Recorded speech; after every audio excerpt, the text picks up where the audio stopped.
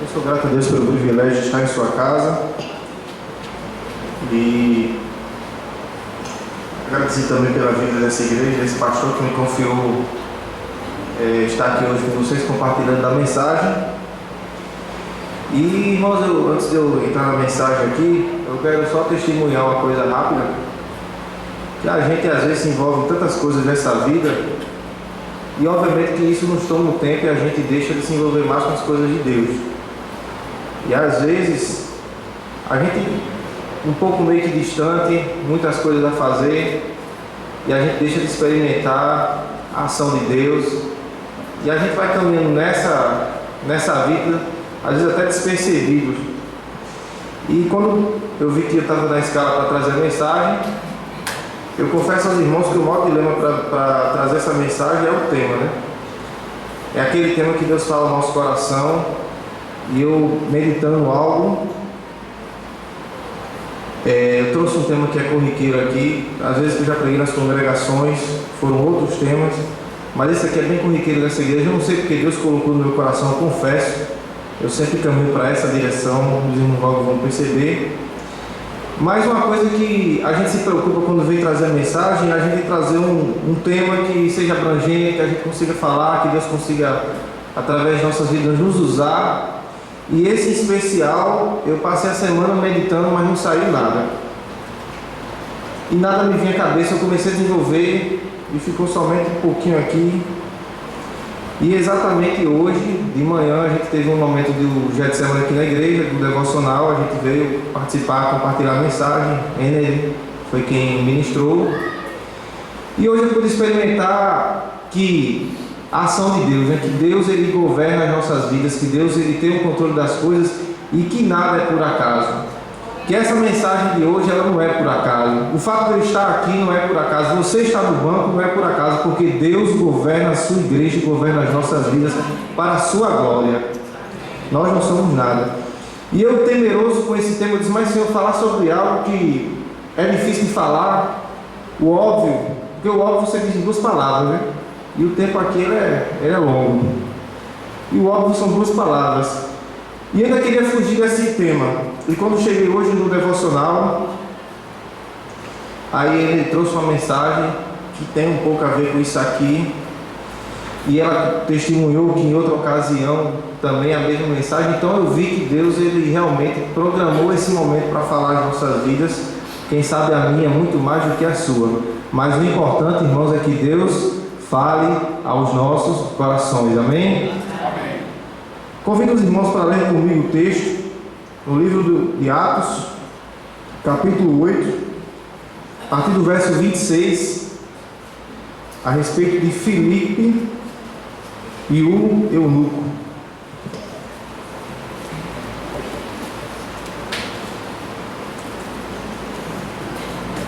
Atos 8, a partir do verso 26.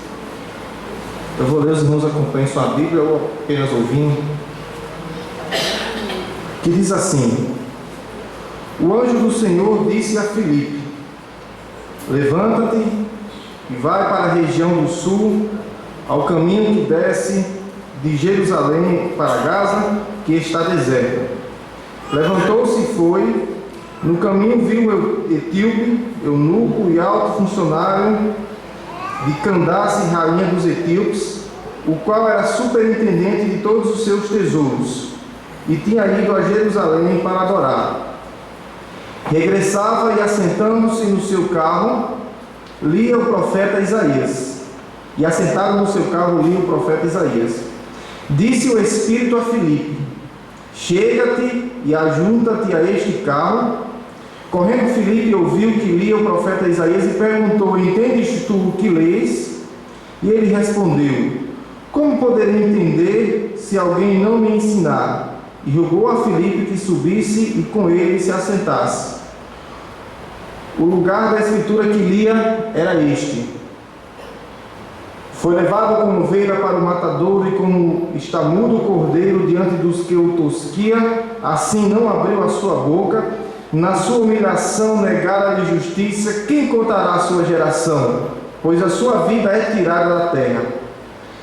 Respondendo o eunuco a Filipe, disse: rogo-te de quem diz isto o profeta? De si mesmo ou de algum outro? Então Filipe, abrindo a sua boca e começando nesta escritura, anunciou-lhe a Jesus.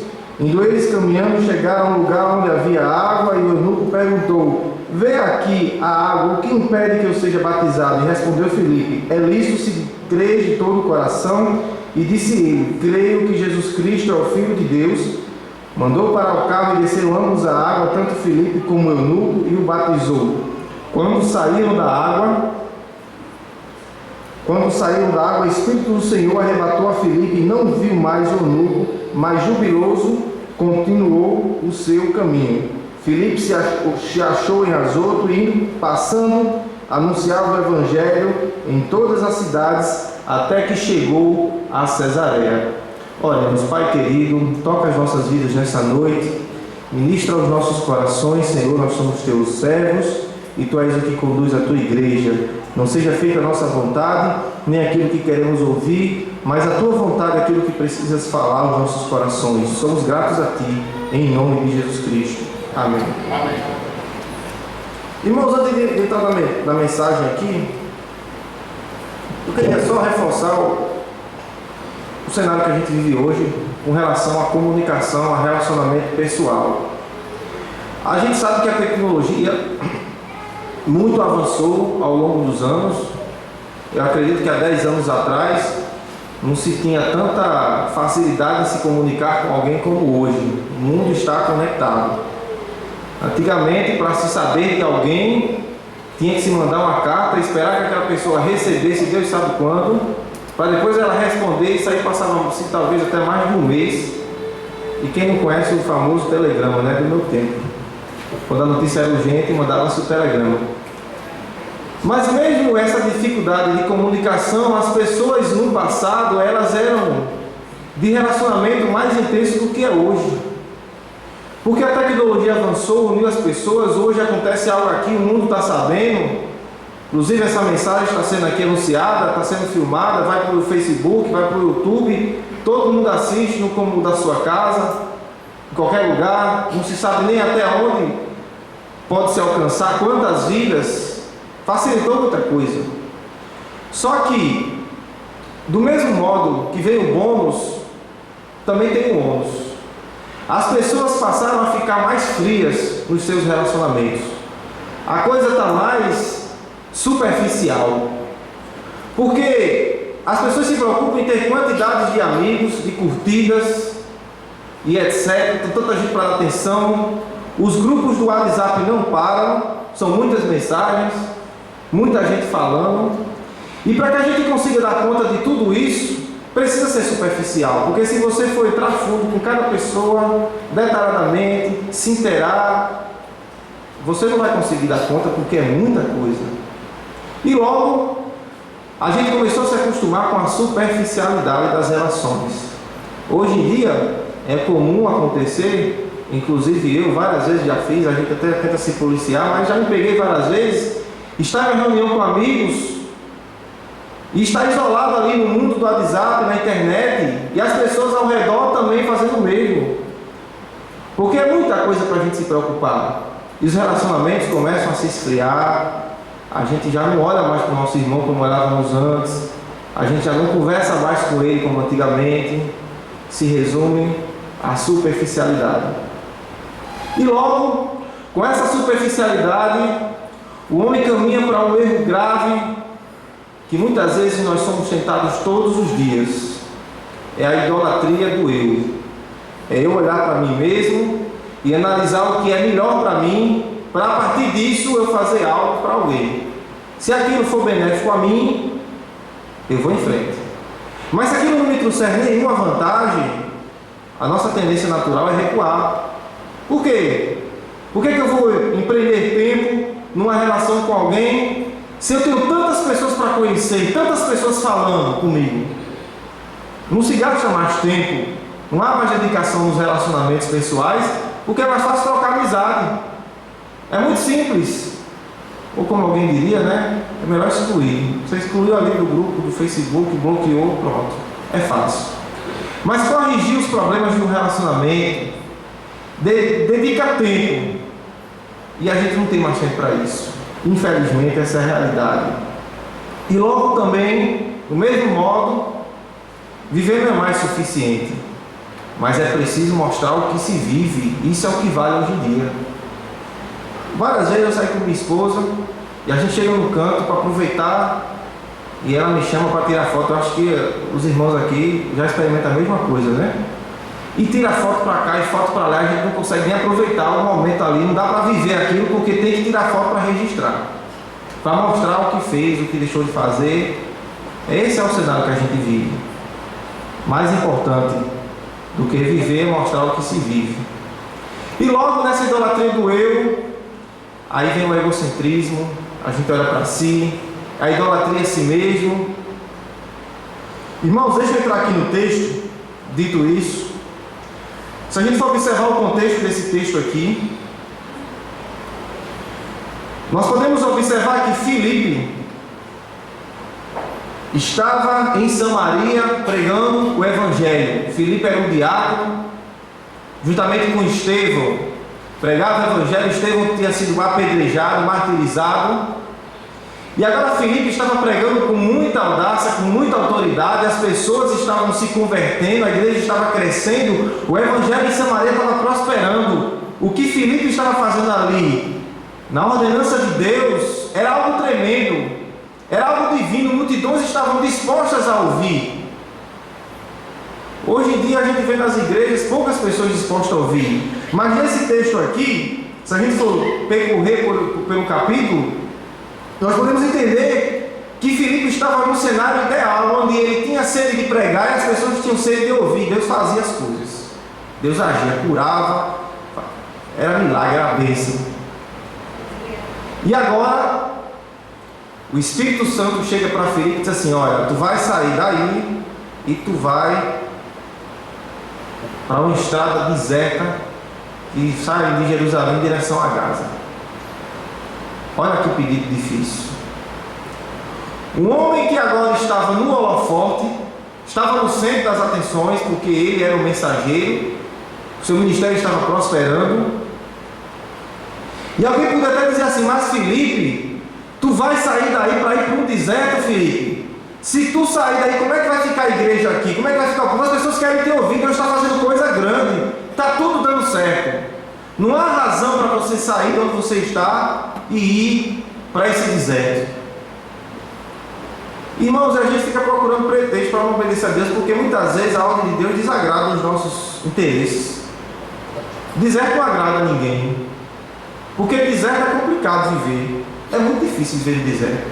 Não tem nada. Você pode até morrer ali. Não há plateia, não há holofote, não há nada. É deserto, o nome já diz. Deserto não tem autoridade, não tem plateia, não tem multidão, não tem aplausos, não tem reconhecimento, não tem nada. Irmãos, Filipe não estava preocupado com nada disso, que isso são as coisas que satisfazem a nossa alma, mas Filipe estava preocupado em agradar a Deus e cumprir o seu chamado. E que Deus nessa noite, por sua graça, nos conduz a esse mesmo objetivo, porque é difícil hoje a gente abrir mão dos nossos interesses para poder se submeter à vontade de Deus. É muito difícil. E às vezes a gente quer manter o que já tem, como eu digo, né? Está tão bom aqui, não vou sair daqui para lugar nenhum. Talvez alguém pensando em grandeza: eu vou crescer no meu ministério, se eu for para o deserto, como é que vai ser agora? Vamos contextualizar para o dia atual. Estou na minha igreja, toco meu instrumento ali, tem um grupo de louvor aqui na igreja, tem uns irmãos. Aí suponhando que Jesus me mande lá para um lugar que não tem ninguém tocando, que não tem igreja, que só tem a eu. Imagina que dificuldade, e agora? Como é que vai ser? Aí a gente já vai achar argumento para dizer: mas Senhor, como é que vai ser no ministério? Como é que eu vou poder crescer? Como é que eu vou poder avançar se eu estou indo para um lugar que está me tirando aquilo que eu já tenho? Se fosse seguir nesse mesmo pensamento, Davi jamais seria rei de Israel. Porque a Bíblia fala que Davi estava apacentando ovelhas. Como é que pode um homem, no meio das ovelhas, sem testemunha, só os animais, poder crescer e chegar onde ele chegou? Como é que pode? Só se for a vontade de Deus. Porque aos olhos do homem não há condição. Davi tocava, tocava e vivia uma vida totalmente longe de tudo, distante, ninguém nem sabia quem era Davi. Mas ele não pensava dessa forma, porque Davi tinha convicção do seu chamado e ele estava disposto a obedecer a Deus. A gente não precisa se preocupar em manter a nossa estrutura, não precisa se preocupar em querer firmar o nosso ministério contradizendo a vontade de Deus, porque o Deus que estabelece é o mesmo que destitui. Se a gente pensar dessa forma, Deus pode destituir você desse lugar, e aí nenhuma coisa nem outra, e Deus manda outro no seu lugar fazer. Deus manda outra pessoa. Daniel disse assim: ele muda as épocas, Daniel capítulo 2, verso 21. As estações, destrona reis e os estabelece, dá sabedoria aos sábios e conhecimento aos que sabem discernir. Irmão, se Deus estabeleceu você no deserto ou na cidade, não se preocupe, fique na dependência dele, porque é ele que estabelece a sua vida, é ele que controla você, quem governa, é ele que vai dar a direção, e tudo que você fizer vai ser para a glória dele. E nosso desafio é superar o nosso ego para viver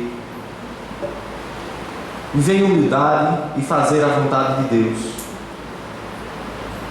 Quando a gente fala de ego, a gente fala de autoafirmação. Aquelas pessoas que têm a necessidade de alguém estar reafirmando as suas virtudes. E aí a Bíblia nos exorta a andar em humildade e a se submeter à vontade de Deus. E primeiramente a humildade ela provém do conhecimento de nós mesmos. Quando a gente reconhece que aquilo que nós estamos fazendo provém da graça de Deus, a gente começa a acertar. O perigoso é quando a gente começa a fazer algo e a gente começa a achar que aquilo é por nossas próprias condições ou capacidade. Mas quando a gente tem um conhecimento interno de nós mesmos, nós conseguimos reconhecer as nossas limitações e os nossos defeitos. Quantas vezes nós temos errados? Quantas vezes nós temos defeitos? Quantas coisas nós fazemos que não é da vontade de Deus? E se a gente parar para observar, para fazer uma análise de nossas vidas e começar a entender que nós somos imperfeitos, aí a gente começa a vencer o nosso ego. Porque o nosso ego nos diz que nós somos perfeitos, que nós somos o cara. Mas quando a gente começa a analisar, a gente vê que a gente não é nada disso. E às vezes, nesse mesmo pensamento, quando a gente trata nos nossos relacionamentos com os nossos irmãos, a gente se esquece de analisar nós mesmos e vemos que nós somos tão falhos quanto. E nós não tratamos com amor.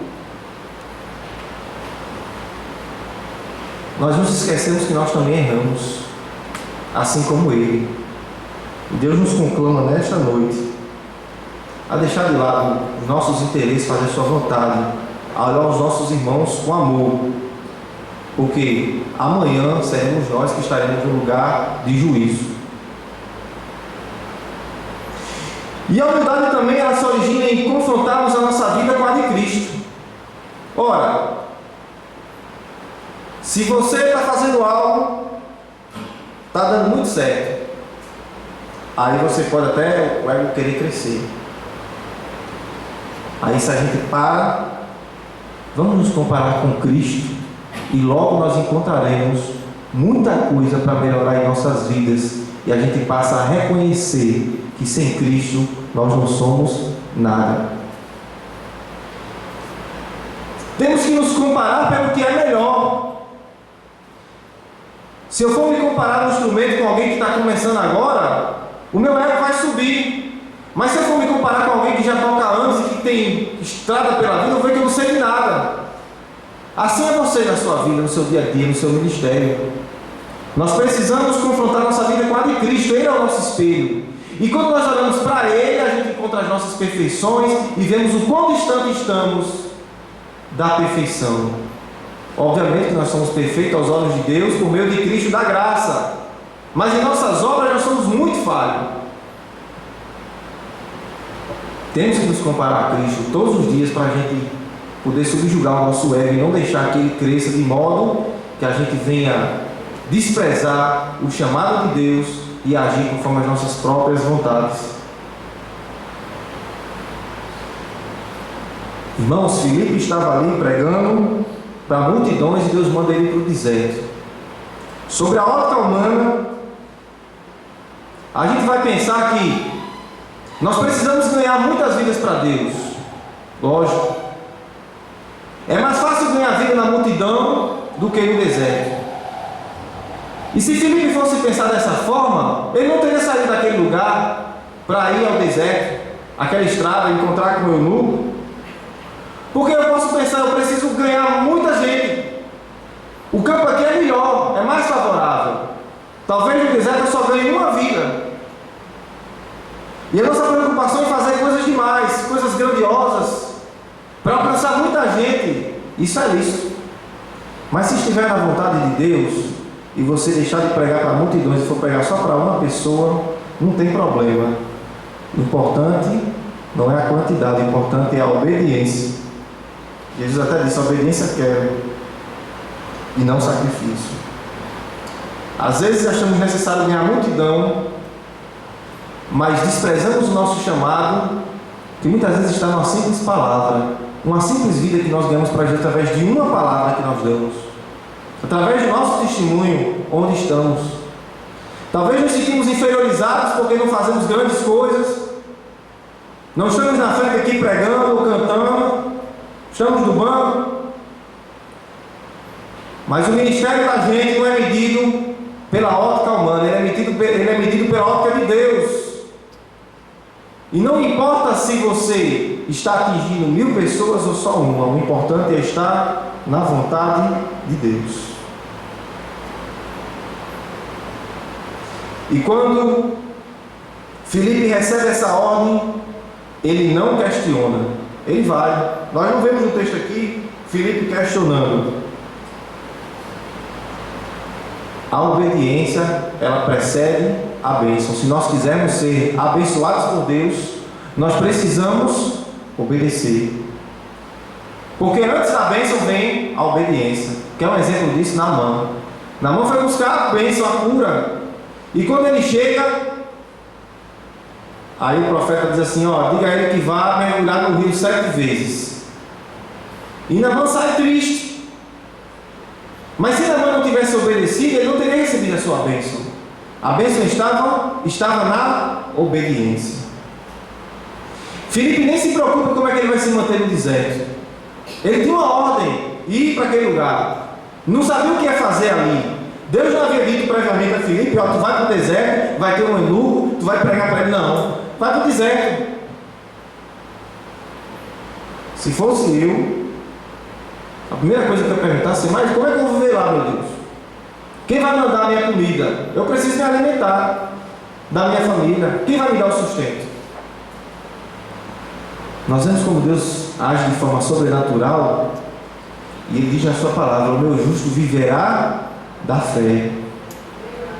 O que eu estou falando aqui não é coisa fácil, é coisa difícil, mas não é impossível, porque quando nós entendemos o nosso chamado e nos subjugamos à vontade de Deus, aí Cristo começa a nos aparecer para nós, nos ajudar, e de repente nós estamos caminhando a passos largos nessa jornada que nos leva a Canaã.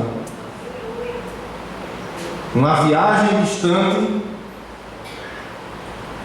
aproximadamente 60 quilômetros, e ele sai do holofote para ir para o deserto, para cumprir o seu chamado. Falando sobre chamado, irmãos, muitas vezes a gente se confunde. Qual é o chamado verdadeiro do cristão? Qual é aquilo que... Para que a gente foi chamado para estar aqui? E eu estava vendo alguns dias algumas mensagens, e Deus falou no meu coração. Porque basicamente nós somos chamados para duas coisas: é para ser parte da família de Deus e para promover o seu reino. Nós somos chamados para estar aqui e fazer parte do corpo de Cristo. Depois, para promover o reino de Deus. Em Efésios capítulo 1, do verso 3 ao 5, diz assim: Bendito Deus e Pai de nosso Senhor Jesus Cristo, o qual nos abençoou com todas as bênçãos espirituais nos lugares celestiais em Cristo, como também nos elegeu nele antes da fundação do mundo, para que fôssemos santos e irrepreensíveis diante dele em amor, e nos predestinou para filhos de adoção por Jesus Cristo para si mesmo, segundo o beneplácito da sua vontade. Nos predestinou para filhos, logo da ideia de família. Nós somos predestinados para ser parte da família de Deus. E aí a gente volta para o início da mensagem, quando eu falei dos relacionamentos. Porque quando a Bíblia fala que nós somos filhos, fazemos parte de uma família, esse é o nosso chamado. Nós começamos agora a entender que manter comunhão com a igreja e com os irmãos faz parte da nossa vida cristã. Eu não posso ser cristão isoladamente. Eu não posso ser cristão sozinho, mas eu preciso fazer parte da família de Deus e estar em comunhão com ela. E Paulo disse em Romanos: nós somos servos uns dos outros, nós somos um corpo de Cristo. E nesse contexto de corpo, até mesmo aquilo que a gente acha que é inferior, aqueles membros mais inferiores, fazem parte do corpo. E nós precisamos dele também. Não precisamos somente daqueles membros mais importantes, mas de todos. Quando alguém compra tijolo para construir, compra um milheiro de tijolo inteiro. Ninguém compra tijolo quebrado. Só um caso específico. Mas no transporte, alguns tijolos se quebram. E quando o pedreiro está levantando a parede, ele começa a enfileirar os tijolos um após o outro. Mas vai chegar uma hora em que vai sobrar um espaço pequeno, que o tijolo grande não vai entrar, mas quem vai entrar ali é um caco para preencher aquela parede e completar aquela construção. Muitas vezes nós, dentro da igreja, desprezamos aqueles que consideramos pequenos. Filipe tinha um ministério muito amplo, mas agora ele é chamado para pregar para quem? Para um homem que não era judeu, um homem que era eunuco e que, de acordo com a lei mosaica, ele não poderia estar dentro do templo de Deus, não poderia fazer parte, nem ficar à margem do templo. E Filipe deixa agora um cenário de multidão para cumprir o mandamento de Deus e ali pregar para um homem que diante de Filipe talvez não tivesse valor nenhum, que fosse um caco. Mas o seu amor pela alma, porque ele entendia que aquilo era um corpo, o conduziu a chegar ali e ele fez o seu trabalho. Ele pregou a palavra, ele não menosprezou aquele que era menor. E muitas vezes, irmãos, a gente cai no erro de desprezar alguém dentro da casa do Senhor. Nos preocupamos com o grande, esquecemos do pequeno. Nos preocupamos com grandes contextos, esquecemos dos menores e da simplicidade. Deus age na simplicidade, Deus também age na grandeza, porque Ele é Deus e Ele é soberano e faz como quer. Aquele eunuco precisava de alguém que chegasse até ele e dissesse assim: olha, tu não está entendendo, mas eu vou te ajudar para tu entender a palavra de Deus, porque no texto que nós lemos, ele foi a Jerusalém, não sei nem se ele entrou no templo, não sei se ele mentiu para chegar dentro do templo, porque ele não podia entrar, mas ele fez uma viagem longa, saiu da África para ir adorar a Deus. Veja, nem podia entrar. E quando ele volta, ele está lendo a palavra de Deus, mas não entendia nada. E Filipe agora para um pouco e começa a lhe esclarecer. E de repente, aquele homem estava glorificando a Deus, conhecendo quem Deus era, porque Deus usou a vida de Filipe. Deus quer usar muitos Filipes nos dias atuais, seja no deserto ou seja na cidade. Nós precisamos nos apresentar como Filipe fez a Deus e dizer: olha, Senhor, eu vou subjugar a minha vontade e fazer a tua. Mas Deus colocou um chamado em nossas vidas, nós não podemos desprezar esse chamado. Nós somos o corpo. Não são só as pessoas lá fora que precisam da gente. As pessoas de casa também precisam. Nós estamos numa época em que quem faz falta em nossas vidas não são as pessoas, mas são aquilo que elas fazem por nós. Talvez se eu faltar um culto, alguém vai dizer assim: olha, faltou Davi porque não teve tecladista. A falta é porque não teve tecladista. Mas a pessoa, o que está acontecendo com Davi? Quais são os sentimentos de Davi? Por que Davi não veio hoje? Aquele Davi que a gente conversava, que a gente instigava, que a gente dava apoio, que a gente dava palavra de ajuda, a gente não procura mais saber. Porque se Davi faltou um tecladista. Se vier outro amanhã, graças a Deus, chegou alguém, não faltou. A obra foi feita. Mas as pessoas estão sendo colocadas de lado. Nós agora estamos almejando as coisas das pessoas.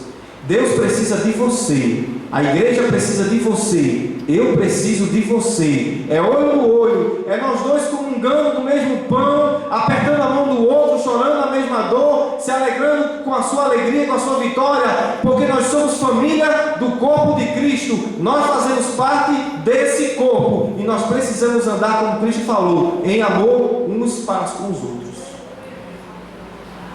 Se para ajudar o teu irmão você precisa renunciar uma condição grande, faça, porque a recompensa vem de Deus. No texto nós não vamos encontrar a recompensa de Filipe por ter feito aquilo, exceto o fato de ele ter sido transladado para outro lugar. Queria ter experimentado isso que ele experimentou em um canto e de repente estava em outro, através do Espírito. Não sei se a recompensa dele foi essa, não sei nem se ele percebeu. Mas a recompensa de Deus vem para aqueles que estão sujeitos à sua vontade, a cumprir o seu chamado. Olhe para as pessoas, abrace-a e ame-as, porque faz parte do seu chamado.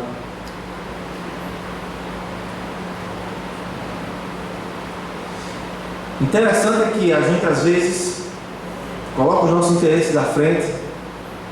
E em primeiro lugar, a gente pensa até na nossa família de sangue.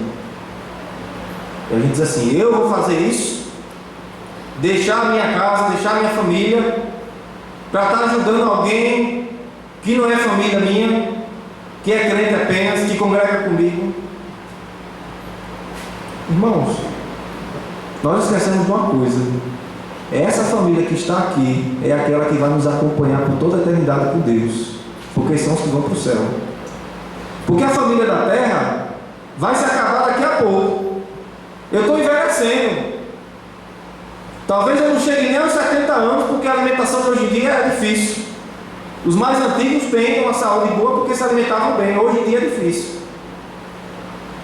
E talvez a minha família dure o que para mim? 70 anos, 80, não sei, 90, 100. Mas essa família que faz parte do corpo de Cristo estará comigo na glória para todo sempre. Não é simplesmente 100 anos, é toda a eternidade. Eu vou chegar no céu, eu vou olhar para Murilo e dizer: Murilo, nós estamos juntos para toda a vida. Porque nós somos parte desse corpo, é esse corpo que vai subir. A Bíblia não fala que Cristo tem duas noivas, ele tem uma. E a noiva de Cristo é a igreja. É um corpo, com vários membros, com vários dons, com vários ministérios, mas é um corpo. Uma noiva de Cristo, é essa que ele vem buscar. E nós vamos ver junto para sempre.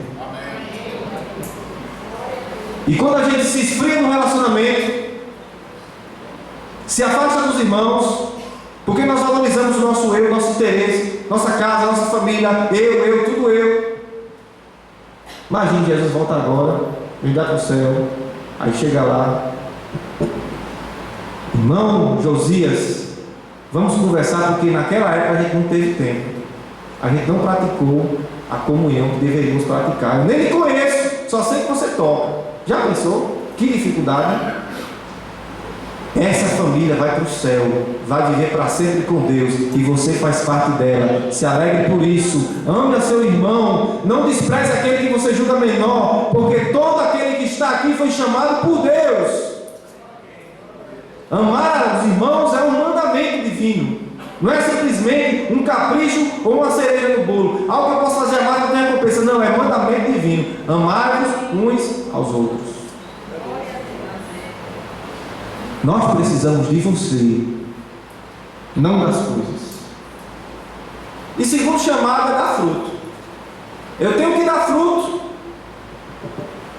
João capítulo 15, verso 16 para frente, assim: não fosse vós que me escolheste, pelo contrário, eu vos escolhi a vós outros, e vos designei para que vades e deis fruto, e o vosso fruto permaneça. E na confusão que a gente faz de praticar o nosso ministério, o nosso chamado, a gente cai em muitos erros. Eu vou exemplificar lá. Meu ministério é tocar teclado. E aí eu caio num engano. Não fui chamado para isso, não. Eu não fui chamado para tocar teclado, não. O teclado aqui que eu toco é um instrumento que vai ajudar a praticar o meu ministério. Mas não é isso, não. Ah, eu já toco teclado, tá bom demais. Você está ali, em todos os cultos, toco meu teclado. Deus vai converter as pessoas através do que eu faço. É relativo, é subjetivo, talvez sim, talvez não. Mas eu fui chamado para dar fruto. Se eu vou usar o teclado para isso, amém. Mas esse não é o meu ministério. Ah, eu cuido da finança da igreja. Tá bom demais, não. Você tem que dar fruto para o reino de Deus. Você tem que evangelizar, você tem que pregar, anunciar, para que outras pessoas se juntem a esse corpo. Foi isso que Jesus disse: eu chamei vocês para dar fruto, para dar fruto. Quais são os frutos que nós temos dado? E aí dar fruto, voltamos ao início da mensagem. Não precisa de holofote, não. Você pode até evangelizar se dizer uma palavra. Você pode evangelizar alguém ou produzir fruto para o reino de Deus sem falar nada. Não importa como, o importante é que você dê atenção ao seu chamado. Não perca o foco do seu chamado. Submeter-se à vontade de Deus é mais importante do que os seus direitos ou a sua vontade. Talvez Felipe possa dizer assim: olha, eu tenho o direito, que eu plantei essa igreja aqui, olha, eu estou aqui cuidando. Saia daqui não. Talvez, irmãos, alguém te magoou tanto, alguém falou de você, e agora você assim: não vou abrir mão do meu direito, não. Não quero parte com essa pessoa, não quero comunhão com essa pessoa. Isso é um chamado. A comunhão com os irmãos. Você tem que abrir mão. Não foi assim que Jesus fez? Jesus conviveu com 12 discípulos mais próximos, fora os outros. No meio deles tinha quem? Tinha um traidor. Mas Jesus conviveu e manteve comunhão com eles e amava. Não era amor fingido, não era amor de verdade. É muito difícil, né? Mas faz parte do nosso chamado. E nesse texto aqui que nós lemos, já vou concluir. Veja que dificuldade. O Espírito manda ele para o deserto. Quando ele está no deserto, lá vem o eunuco. Quem era o eunuco? Era um dos principais, um oficial encarregado do tesouro de uma rainha lá da África. Aí o Espírito diz assim: olha, te aproxima do carro, da carruagem. Você nunca avançou daquela carruagem.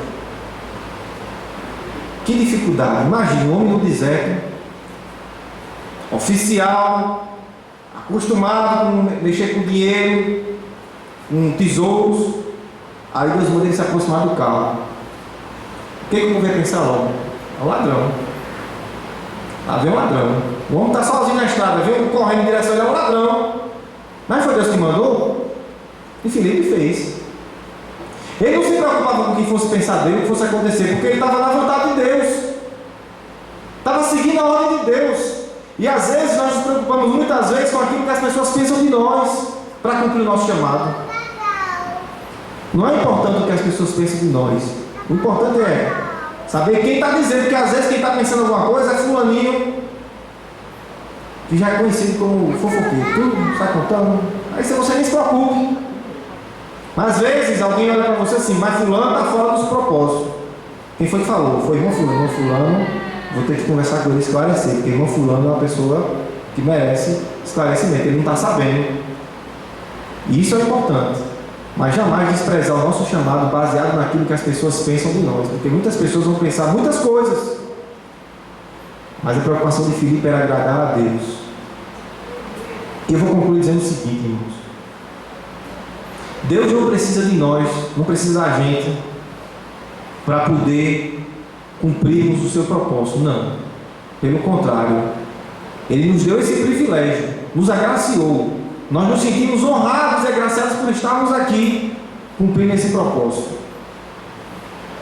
A Bíblia fala que até mesmo os anjos queriam fazer isso, que nós estamos incumbidos de fazer.